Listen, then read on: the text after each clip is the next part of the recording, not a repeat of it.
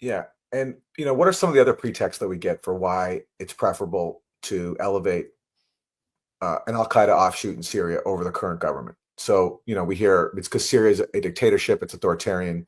That argument immediately collapses when you look at the other authoritarians that the U.S. supports in Egypt, Saudi Arabia, Qatar.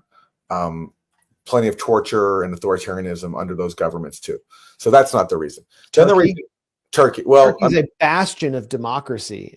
I mean, the media is thriving in Turkey, and it's so liberatory to see Turkey take over a country. and then you also get, well, the Syrian government committed so many atrocities during the war that they lost their right to govern. But what doesn't get mentioned there, especially if you read this in a U.S. source, is that the war in Syria, like Syria committing like Syria committing violence. It's like this was the most well-armed insurgency arguably in history, and that's what the Syrian government using weapons that are not very modern, certainly not as sophisticated as the weapons that their insurgency got. They were fighting against an insurgency, armed by Israel, the U.S., NATO states, Turkey, Gulf monarchies. And U.S. officials have bragged that their weapons helped kill or wound over 100,000 Syrian soldiers. So this is from David Ignatius a few years ago, very close to U.S. intelligence officials, speaks to them regularly. And this is what he writes. The CIA program pumped many hundreds of millions of dollars to many dozens of militia groups. One knowledgeable official estimates that the CIA-backed fighters may have killed or wounded 100,000 Syrian soldiers and their allies over the past 4 years. So this is what the Syrian army was fighting against: is an insurgency armed by the CIA and other foreign entities. And the CIA alone bragged about killing or wounded over 100,000 Syrian soldiers. So if you're fighting a war in which over 100,000 Syrian soldiers are killed or wounded, you're going to have a lot of violence. And it was in that process that Syria committed violence against, that resulted in all these deaths. I mean, they were defending their country from a foreign insurgence. And that concept that a government, no matter what you think of it, has the right to fight back against a foreign insurgency inside its own country, that's not a concept you can talk about in establishment media, and sadly, not even in some progressive spaces. But it's like if Russia had armed the people who carried out January 6th, which was not even certainly the violence of January 6th, whatever you think of it, was not comparable to violence in Syria. If Russia or Syria had armed them, we'd of course be livid, and they'd have no right to do that. Here, we can openly brag about how we helped kill or wound 100,000 Syrian soldiers. And it also shows, by the way, that now there's all this talk about how the Syrians did this for themselves. There was no foreign intervention. Well, years of arming an insurgency in which you have hundreds of thousands of people being killed, and the U.S. taking credit for some of those hundreds of thousands of deaths or injuries, that plays a major role in finally weakening the states so much, along with sanctions and a military occupation and other factors, that finally leads to the states and the military's collapse. 100,000 soldiers killed or wounded. That's 100,000 young men who are conscripted, fathers, heads of households. And then it creates a crisis of mass migration where young men who are going to be conscripted decide, I don't want to get my head blown off by an al-Nusra sharp sniper or get captured and beheaded on camera. I'm going to go to Europe. And so Europe pays the price. It also helps us better understand the casualty statistics, because I keep seeing this phony statistic of Assad killed 500,000 people. Like he was just petting a cat and doing it for fun because they were waving protest signs and declaring Syrian lives matter or something. The Syrian Observatory for Human Rights, which is backed by the British Foreign Office, which was a one-man operation that was the main source of casualty statistics in Syria, which came up with the 250,000 estimate, itself declared that at least 50% of those killed in Syria were killed on the loyalist side. Soldiers and average people killed by those armed by the foreign states seeking to destroy Syria. So think about that the next time you see these dupes on Twitter tweeting out 500,000 people killed by one guy. It was a dirty war. This is what happens in a dirty war. And then the phony statistics that were amplified that went beyond SOHR come from a group called SNHR, the Syrian Network for Human Rights, which is now going to be heavily involved in producing atrocity propaganda about Syria to justify what just took place. And they are housed in Doha, Qatar, and are an element of the propaganda apparatus that existed to destroy Syria. And they never, ever provide any data. There's no way you can find any data to support their claims. At least SHOR produced data. But all of this, these deaths, it's the product of the most well-armed insurgency we've probably ever seen in our lifetimes. And it continues. It will continue. And we're going to see these various groups fight one another. Well, I think that's a fair prediction. I mean, I hope not. Anything's possible. I mean, maybe there'll be some miracle. Like I said, people are so tired of fighting that maybe somehow maybe this amnesty that Jelani's promised really is practiced. Although, I mean, I've been sent videos today. I haven't verified them, but I've been sent videos. And this is the problem with social media videos. Sometimes you get something and it's from a different country or it's from years ago. But people sending me videos that I know from Syria, showing some really grisly things that are already happening to people. And of course, based on how things have gone so far, it wouldn't be surprising at all that even if Jelani is somehow sincere about granting amnesty and, having a peaceful transfer of power and not going after minorities and respecting women as he claims, that this is what happens when you flood a country with weapons and destroy it for a decade, is that things get out of control. And certainly the table has been set for that in Syria. I hope there's a miracle. It's not the case, but if I were betting, that's not what I'd be counting on. Well, I mean, it's a controversial point to make, but one of the main points of celebration among people who are calling this liberation is the mass release of prisoners from prisons across Syria. And, I know people who have relatives, had relatives in those prisons. I mean, we can't say there weren't political prisoners or people who are wrongly imprisoned. We definitely have people wrongly imprisoned in the US too. I just am a little bit puzzled when I see neocons suddenly become prison abolitionists, because they definitely wouldn't want prisons emptied in their own communities. And we've seen what happened in the past when prisons were emptied. For example, in Aleppo, it led to major upsurge in violence. Many of those in those prisons also happen to be insurgents and murderers, and they're being let out without any vetting process. They're just there now. So how's that gonna work out? Just complete anarchy. Anarchy has not worked out very well. It didn't work out well in Libya when anyone got to plunder the weapons depots of the military. It's not going to work out in Syria. And, I feel sorry for a lot of the people who are,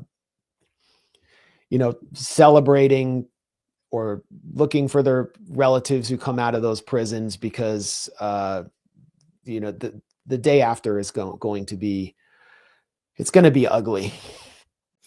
Well, there are some videos of young women of young teenage girls being freed and women with children. And, I'm sure, I mean, if those videos are authentic, I have no reason to doubt them. That, that is a cause for celebration for anybody who cares about political prisoners. But yeah, we don't see the dark side of this. And also, I mean, there's a hypocrisy here too. And this is the part I have a problem with. I mean, it's fine to welcome the release of anybody who's wrongfully imprisoned, a political prisoner, but you didn't see any kind of outpouring at all of sympathy for the people who were held in the dungeons of the insurgents throughout the dirty war. Or they're currently being held by HTS and Idlib. Are they going to be emptied? Yeah. Are they going to empty their prisons? Yeah. And so, and this is where the hypocrisy comes in. So I want to play, this is a rare, Western media report about what it was like for Syrians inside the prison and the dungeons of the insurgents. And one of those groups is Jaish al-Islam, which is a Saudi-backed militia that controlled Douma. And Dutch Welle, is that how I pronounce it? DW? Welle, yeah. German state-backed media. Yeah. They did a rare report about this back a few years ago. So this is some of it. This is how hardline Islamist group Jaish al-Islam portrays itself. Brave rebels fighting the Assad regime for a free and just Syria. Brave rebels. Owner Rataprebia says that for lies, the group was only fighting for power. They shot him in the face in an assassination attempt, he says, and later imprisoned him for being in a rival rebel group in his hometown Ghouta. They tortured me in many different ways. They wanted me to confess anything, that I was homosexual, working with ISIS or the regime, or was selling drugs. It didn't matter what. They brought in teenagers to beat me continuously so I wouldn't be able to sleep. They beat me nonstop until I collapsed and started to hallucinate. Video from after the Assad regime retook the region show the small cells where Rataprebia spent more than 2 years in isolation. They are part of a prison network where he and others told us Jaish al-Islam held and tortured hundreds of people, opponents and civilians alike. There's no difference between the prisons of Jaish al-Islam and the prisons of the Assad regime. It's the same torture, the same mistreatment. It's all the same. DW's investigative team spoke to several witnesses who told us similar accounts. They said Jaish al-Islam went after political opponents, activists, and religious minorities. So you get it. I mean, this was Jaish al-Islam was a part of the insurgency that the U.S. and its allies were supporting. And did you ever see any outrage from Western sponsors of the torture dungeons that they were presiding over and their victims? When I went to Syria, I met some people who told me about the Jaish al-Islam prison in Duma, and how there was a moment a few years ago when there was supposed to be a big prisoner swap. This is actually right around the time of the alleged chemical attack in Duma. And when a lot of families went to go meet their freed loved ones, there was barely any prisoners to return, because basically a lot of them had been killed. And that was a huge disappointment for people who had been really anticipating a big prisoner swap. So that's the angle of this that also gets overlooked, is totally fair to have compassion for freed political prisoners and torture survivors, as was the case in government prisons, but zero compassion or concern for the people who survived torture in the dungeons of groups like Jaish al-Islam. Yeah. Or currently there are prisons in Idlib. How is the law going to be enforced now? Who will go into the prisons? Who will manage them? Is it going to, where is the program to manage prisons, to manage anything, to manage any government agency? Who's in charge? It's unclear. And it's fairly clear that we will see, at least in the north of Syria, replication of the program that already took place when either Jolani's forces and their allies in Jabhat Fatah al-Sham, one of these various sham alliances that really were just controlled by Jolani, where they took control, where they either imposed direct theocratic law, where you actually saw open executions of people for violating theocratic rule, or you saw Turkey come in and begin to administer the courts in coordination with HTS, which called itself the Salvation Front, then brought in literature to promote the kind of Ottomanist philosophy that's spreading into northern Syria. And you also saw the looting of Syria. Ask any business owner who lived through what took place in Aleppo from 2012 on what happened. If they owned a factory, it was looted and sent straight to Turkey. If they owned a medical clinic, a lot of their devices were looted and sent straight to Turkey. So there's no way there's going to be an administration without the help of extremely oppressive foreign backers like Ankara, like the AKP government in Turkey. And in the south of Syria, it's always been more of a much wilder political landscape. Around Daraa, for example, the government wasn't really in charge before Daraa had been taken over. It was just maintaining order through deals with the various local militias and criminal gangsters. And those are factions that exist outside of the HTS framework, which is much more controlled. So who knows how they'll govern anything. And those are the sites of the Israeli attacks, because Israel doesn't want them taking control of military hardware and heavy weapons that once belonged to the Syrian military. I mean, I think there's no doubt we're going to see repression and chaos on a mass scale. As I said, one person who was attacked as a dictator will be replaced by thousands of little dictators. And there really is no plan for the day after, because the HTS offensive not only took the Syrian government by surprise and caught it on the back foot, it took everyone involved in this whole dirty scenario by surprise. Well, that's the part I'm confused about, because, it's hard to know what to believe, but you get all these reports now that Assad was warned by Russia. He was warned by Iran. He didn't take them seriously. They urged him to negotiate some kind of deal with Turkey. He didn't take that seriously. So he basically ignored warnings. He maybe the speculation he knew he had no chance of surviving because of how hollowed out his state was and how depleted his military was. So he just kind of gave up early. I'd love to know what actually went on behind the scenes, and was he promised support from Russia? There's rumors to that effect that Russia promised to come in and save him one more time, but then they bailed at the last minute. It's really interesting what led to all this. And also, why hasn't Assad even delivered a speech yet? He just fled his country, hasn't said anything yet. And a lot of people in his country sacrificed a lot to stop the takeover from groups like al-Nusra. And Assad just flees and hasn't, after more than 24 hours now, hasn't said anything. And I find that very puzzling too. Now, apparently he's in Russia. I think he didn't say anything because there was a evacuation that was highly sensitive being managed by Russia, in which he was incognito. There may have even been a smokescreen where there were rumors that his plane went down somewhere in Syria in order to make it possible for him to escape.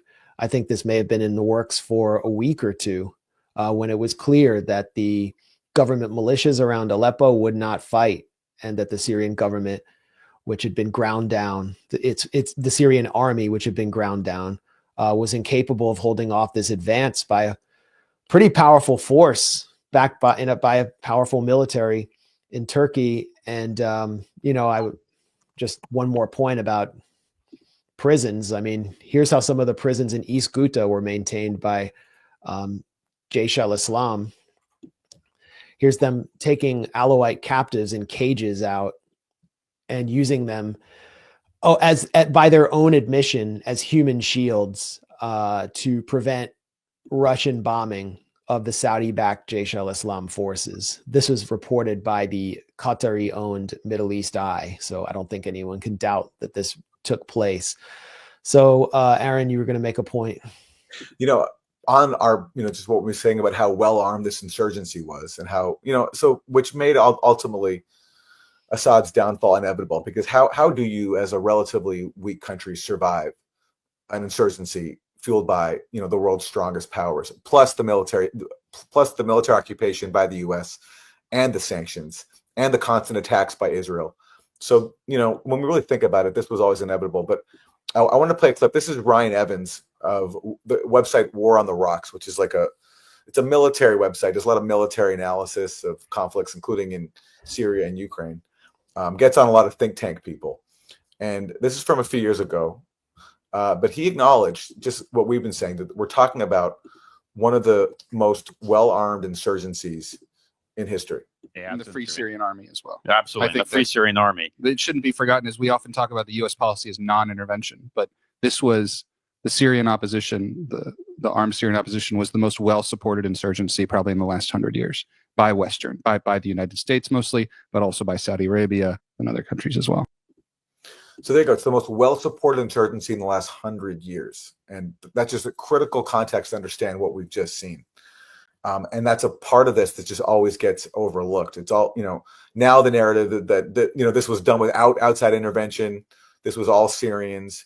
I mean, even if that's true, even if somehow Turkey was not involved in this, if the U.S. was not involved, Jilani could only do this after years of the Syrian state being ground down by the most well-supported insurgency in 100 years, as Ryan Evans just put it.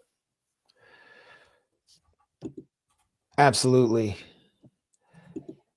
And so there was also outside help from forces far away in liberating, quote unquote, liberating Syria. This is from the State Department regime change asset, Muaz Mustafa, whose Syrian Emergency Task Force is funded almost entirely by the U.S. government. He told the New York Times that he had advance notice of the HTS assault on Aleppo.